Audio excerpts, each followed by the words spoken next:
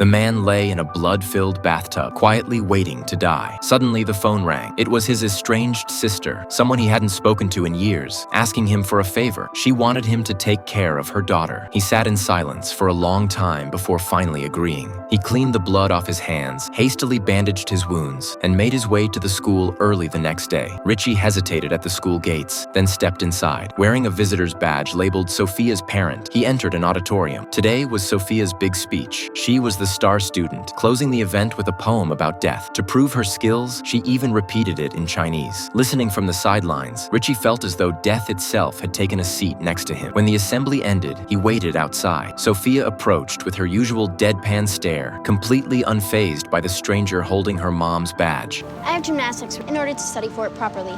If I'm not back home by 7 p.m. on the dot, after that, you are to escort me home. I have a test tomorrow, and I need to be home by 7 p.m. in order to study for it properly.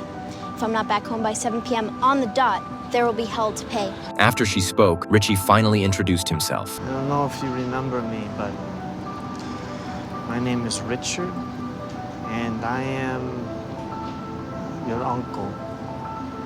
I don't care. He took Sophia to her gymnastics class and was shocked to discover that she wasn't just a gifted student. She had skipped 6th grade at her elite school, and her gymnastics skills were just as impressive. Compared to her, Richie felt like a complete failure. He'd flunked 6th grade twice, and his life was in shambles. On the ride home, they sat far apart on the bus, both of them cold and distant. When Richie dropped her off, Sophia didn't hesitate to slam the door in his face. You don't have to go beyond this point. Okay, yeah, well, it's nice to meet you. Tell your mom I say hello. Goodbye. After watching her disappear into the elevator, Richie went back to his apartment to finish what he'd started. He washed down 20 sleeping pills with a beer and waited for death. But just as darkness crept in, the phone rang again, and that call changed everything.